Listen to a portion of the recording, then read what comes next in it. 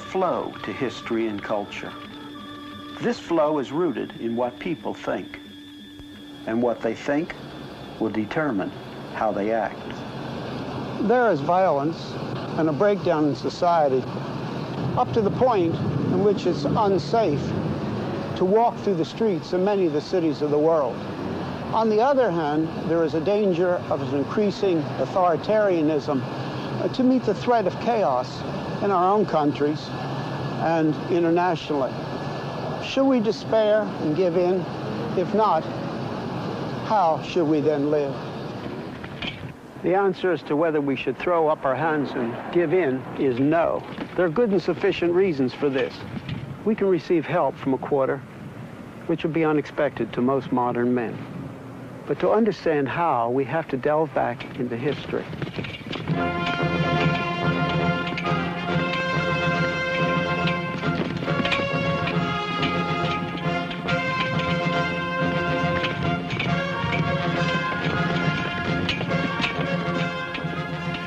I will begin with the time of the Romans, because the Roman civilization is the direct ancestor of the modern European world. From the time of the earliest conquests under the Republic, right down to our own day, Roman law and Roman political ideas have influenced the European scene, the whole Western civilization.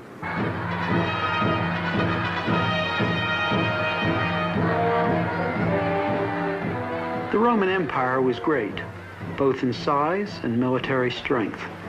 It reached out over much of the known world. Its roads led over all of Europe, the Near East, and North Africa. All the way from Hadrian's Wall, which was built to keep out the Scots, who were too tough to conquer, to the forts on the Rhine River, to the north of Africa, to the Euphrates River, and the Caspian Sea.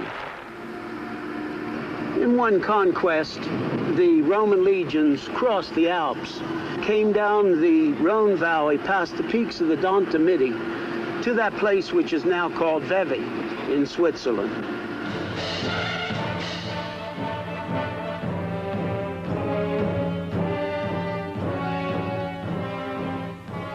For a time, the Helvetians, the principal inhabitants of Switzerland, held them in check and made the proud Romans pass under the yoke, ironically imitating the custom of the Romans, who had the warriors they conquered pass under a yoke. This was a temporary reversal. Not much could hold back the Roman legions, neither difficult terrain nor the armies of their enemies. They passed up over the hills and conquered the ancient Helvetian capital, Aventicum, today called Avanches. One can imagine a Roman legionnaire who slogged home from the vastness of the north. As he mounted the hill and looked down on Avanches, a little Rome as it were, with its amphitheater, its theater, and its temples.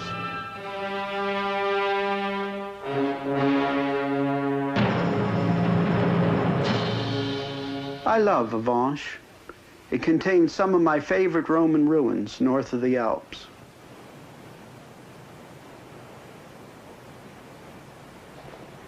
Some have said, although I think it's a high figure, that at one time 40,000 Romans lived here.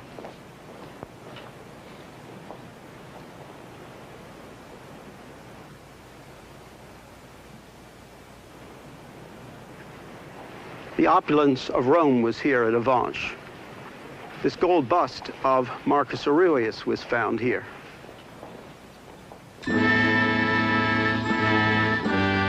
Rome left its magnificent treasures in art and architecture across the whole empire.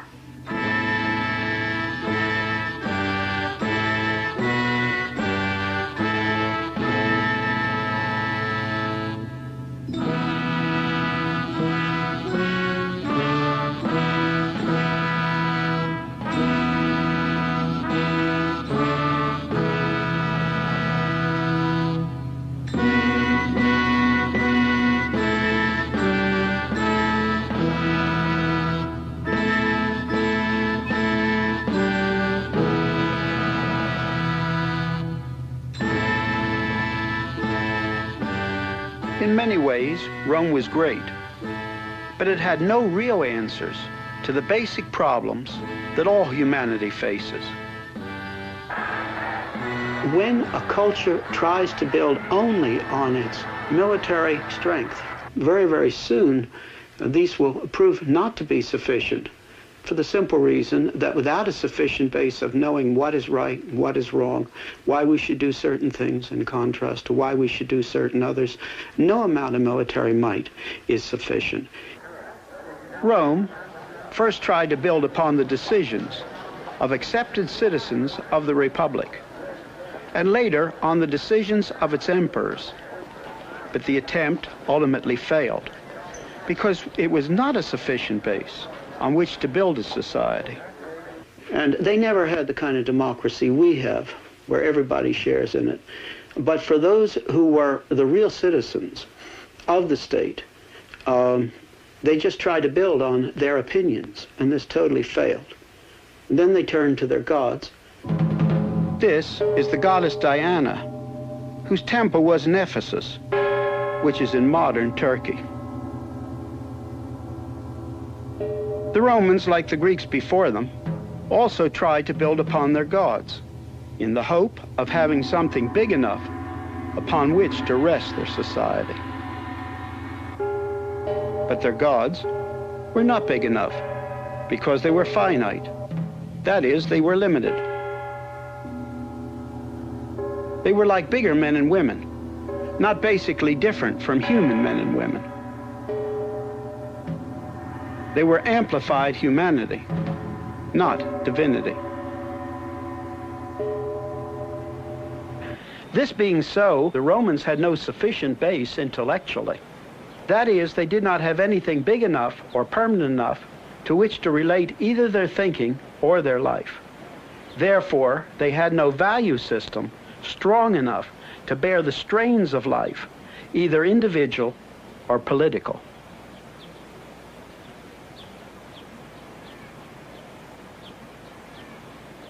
All their gods together could not give them a sufficient base for life, morals, values, or final decisions.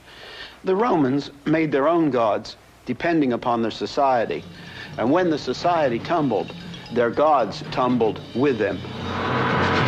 Thus, the Roman experiment in social harmony, based on an elitist republic, ultimately failed.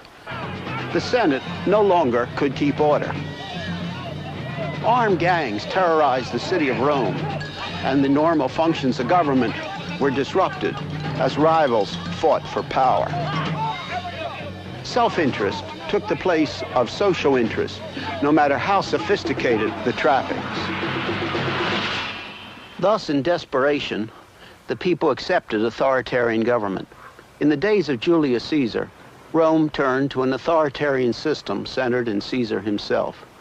As Plutarch put it, the Romans made Caesar dictator for life,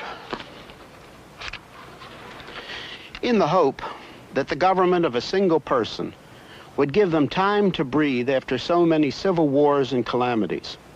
This was indeed a tyranny avowed, since his power now was not only absolute, but perpetual too. After Caesar's death, Octavian, later called Caesar Augustus, grandnephew of Caesar, came to power. The great Roman poet Virgil, friend of Augustus, wrote in his Aeneid, saying that Augustus was a divinely appointed leader, and that Rome's mission was to bring peace and civilization to the world. Because Augustus offered external and internal peace, while keeping the outward forms of legal constitutionality, Romans of every class were ready to allow him total power in order to restore and assure the functioning of the political system, of business, and the affairs of daily life. After 12 BC, he became the head of the state religion with the title Pontifex Maximus. All men were urged to worship the spirit of Rome and the genius of the emperor. Later, this became obligatory for all the people of the empire. And later still, the emperors simply ruled as gods. Augustus tried to legislate morals and family life, Later emperors tried impressive legal reforms and welfare programs, but a human god was a poor foundation, and Rome fell. It is important to realize the difference a people's worldview makes to their strength as they're exposed to the pressures of life. In the Roman era, we must understand that when one became a Christian, it meant that he stood not only opposed to the surrounding religions, but the entire culture built on those religions.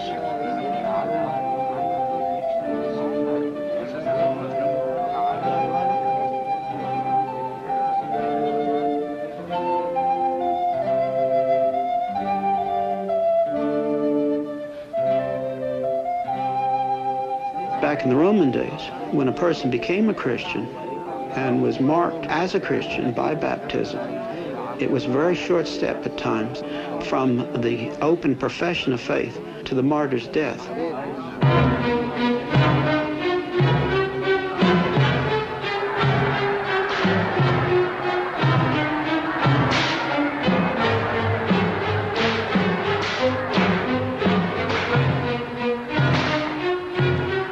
Rome was cruel, and its cruelty could perhaps be best pictured by the events which took place in the Roman arenas. For example, the gladiator one sees in this statue.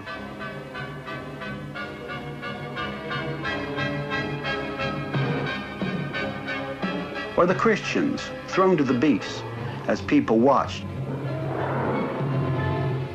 Let us not forget why the Christians were killed. They were not killed because they worshiped Jesus.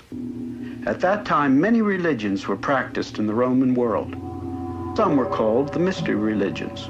Here, for example, we can see one of the initiatory rites practiced by one of these religions, depicted in this Roman house in Pompeii. Nobody cared who worshipped whom, as long as the unity of the state was maintained, centered in the worship of the emperor. The Christians were killed because they were rebels, and this was especially so as they lost the support of the Jewish synagogues, and therefore the immunity which the Jews had since the time of Caesar. We may express the nature of this rebellion in two ways, both of which are true. We can say they worship Jesus as God, and they worship the personal, infinite God only. This worshiping of the one God only, Caesar could not tolerate. It was counted as treason. This became a special threat to the unity of the state based on emperor worship during the reign of Diocletian in the 3rd century, when people of the higher classes began to become Christians in larger numbers.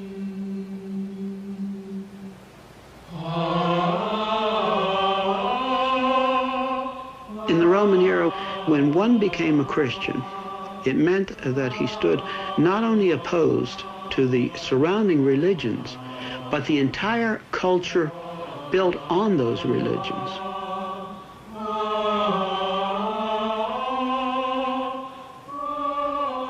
The early church believed that Jesus was the Old Testament prophesied Messiah, and that he had come, and that he had died in substitution on the cross.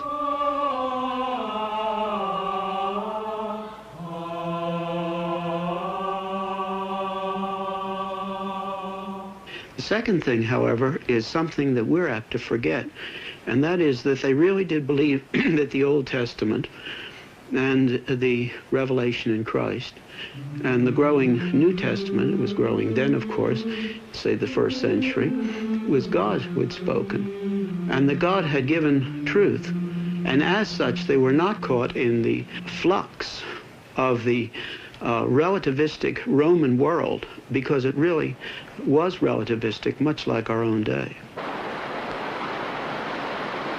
A weak base for a culture or an individual can only stand when the pressures are not too great. As an illustration, let us take this bridge. The Romans built many little humpback bridges like this over the streams of Europe. People and wagons went over them safely for centuries, for 2 millennia. But now, if someone would drive a heavily loaded truck over these, they would break. It is this way with the lives and value systems of individuals and cultures. If they have nothing stronger to build upon than their own finiteness, their own limitedness, they can stand if the pressures are not too great. But as the pressures mount, if they do not have a sufficient base, they crash, just as these Roman bridges would crash if someone drove over them with a modern 10-ton truck. Culture and the freedoms of men are fragile. If there's not a sufficient base, it only takes time, and often not a great deal of time, before there is a collapse.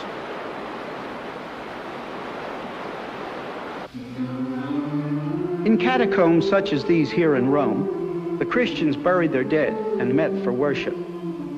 That it was the Christians who were able to resist the religious mixtures, syncretism, and the effects of the weaknesses of Roman culture speaks of the strength of the Christian worldview. This strength rested on God being an infinite personal God, and that he had spoken in the Old Testament, the revelation through Christ, and the gradually growing New Testament, and that he had spoken in a way that people could understand.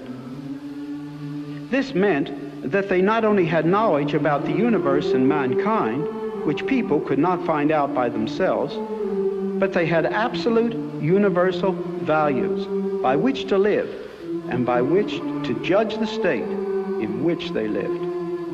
And people are unique in being made in the image of God. There was a reason for the basic dignity and value of each individual. If they had worshipped Jesus and Caesar, they would have gone unharmed. But they worshipped one God only and rejected all forms of syncretism. There was no mixture. All other gods were seen as false gods. Or we can express why they were killed in another way. No totalitarian authority, no authoritarian state can tolerate those who have an absolute by which to judge that state and its actions.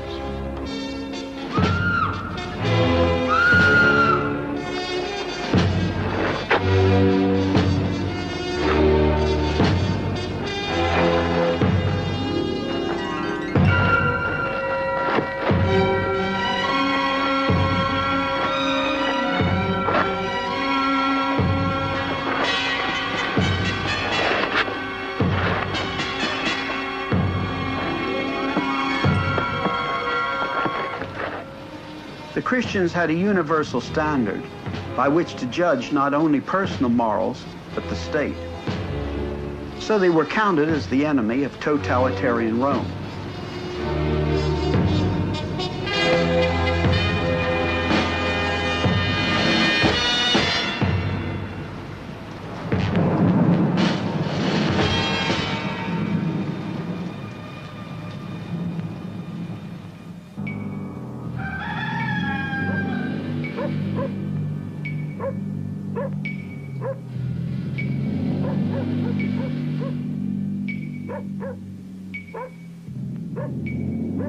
Even though many of the Christians were martyred, they had the answer, which the Romans did not have, as the Romans tried to build upon the state or upon their limited gods. The Christians continued to grow in numbers and continued in history. The Romans had the Christian answers before them, but they turned from that base, which would have given their society the answers they needed, and their society collapsed. As their empire ground down, the Romans, in their decadence, were given to a great thirst for violence and the gratification of their senses, as in their rampant sexuality. Here in Pompeii, a century or so after the Republic had ceased to exist, the phallus cult was strong. Paintings and statuary of exaggerated sexual content adorned the houses of the affluent, Not all the art in Pompeii was like this, but that which was of sexual representation was just plain blatant.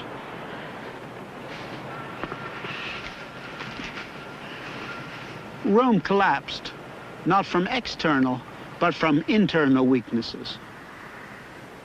Even though Emperor Constantine ended the persecution of the Christians, and Christianity became a legal religion in 313 AD, and the official state religion of the empire in 381 AD, the majority of the people went on in their old ways. Apathy was the chief mark of the period. The elite abandoned intellectual life for their social life. Apathy also showed itself in the arts, with a lack of creativity. Officially sponsored art became decadent. The music became increasingly bombastic. Look at these 4th century works here on the Arch of Constantine. And in contrast, these handsome 2nd century works of art taken from earlier monuments from the period of Emperor Trajan. This portrait of Emperor